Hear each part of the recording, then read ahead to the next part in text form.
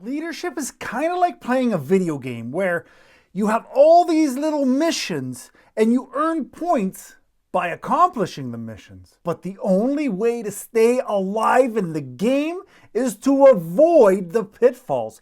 And that's what this video is about. Welcome to the channel, Leadership with Mike. On this channel, I help managers become more confident leaders, and I do that with no nonsense sense, if that makes any sense. Like I said at the beginning of the video, sometimes you just need to avoid the sand traps. You need to avoid drowning in work. And as a leader, if we can figure out what the pitfalls are, where the problems could be that can really screw us up, that alone can help you level up your career. That alone can help you enjoy your work just a little bit more. So the first mistake that you need to avoid is avoiding conflict. Now, I know some of you may be saying conflict. That's just a negative word. That makes me feel like I'm ready for battle. That is not what conflict is. Conflict, at least my definition of it, is my opinion differing from your opinion. We have a conflict. We're not fighting. It's just I see something one way, you see something another. As a leader, you can't avoid these types of conflict, because some of the best ideas that you and your team will have are because of these conflicts.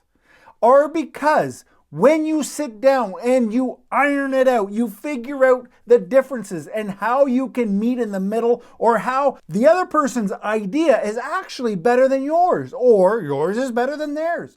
When you can have open and honest discussion with your team about these differing opinions, differing ideas, you have the opportunity to build something amazing. But in addition to that, if you're avoiding conflict, you might be setting yourself up for a huge failure. Because if you and I have a little conflict now and we don't deal with it, it's possible tomorrow it becomes just a little bit bigger.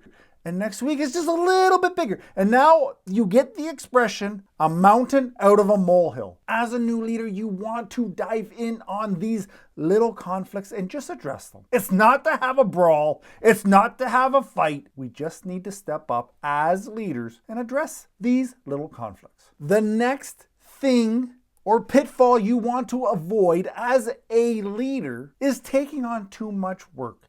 I've said it before in the past, but maybe you haven't heard it. Maybe this is the first time, but I've said that just because an assignment, a project, something of work relation comes to your desk, it does not mean that you are the one that's supposed to do it. All it means is that you're the one to confirm it gets done. So as your boss, as other executives, as different teams pile stuff on you, I need you as a leader to understand that the biggest strength that you will have is learning how to delegate the tasks to your team. You are not responsible for doing all of the work.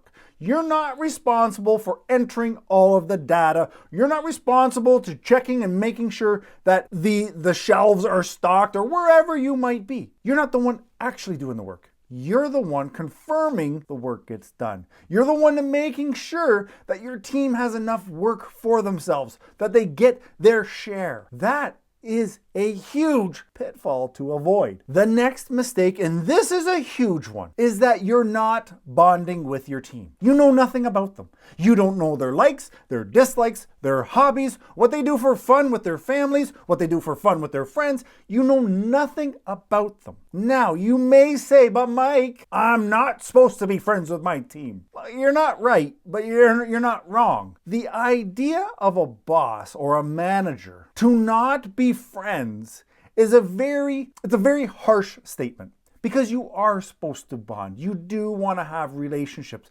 You just need to know where that divide of work relationships and friendships are. You have to be able to draw a line in the sand. This is one of the hardest things that I had to learn as a new leader, is figuring out where to draw the line between my relationships at work and my friendships outside of work. And if this is something you've questioned, I want you to know that down in the description is a link to my free ebook of 14 rules that managers and leaders must know in order to advance their careers.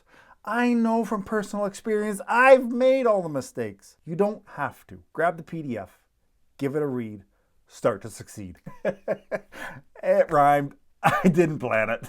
The next mistake that I see a lot of leaders feeling or doing or saying is that they think that they need to know all the answers. And here's my promise to you. You will never know all the answers. You will especially never know all the answers if you're fairly new in a role, if you're fairly new in a company. So don't go in there thinking that you have to have all the answers.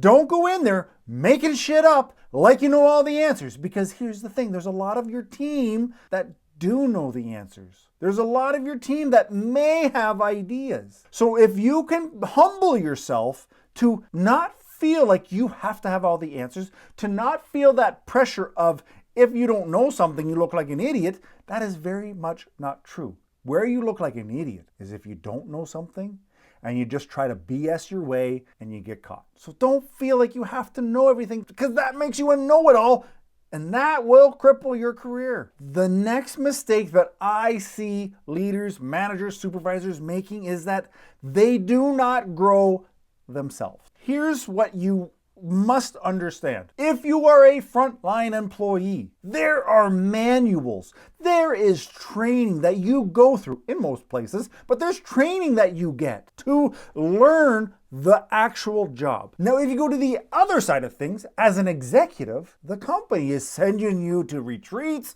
to seminars, you get training on this, that, and the other thing, how to build the company. But when you are like me, and you're one of them guys stuck right in the middle who actually is kind of in a no-win situation where you've got to work with the staff and you've got to work with the executives and you've got to try to figure out how to balance the two, you're the one that does not get any training. 9 times out of 10, the managers don't get the training that they need. And what I need you to understand is that as a leader, you're not going to wait around for the training because it's not coming.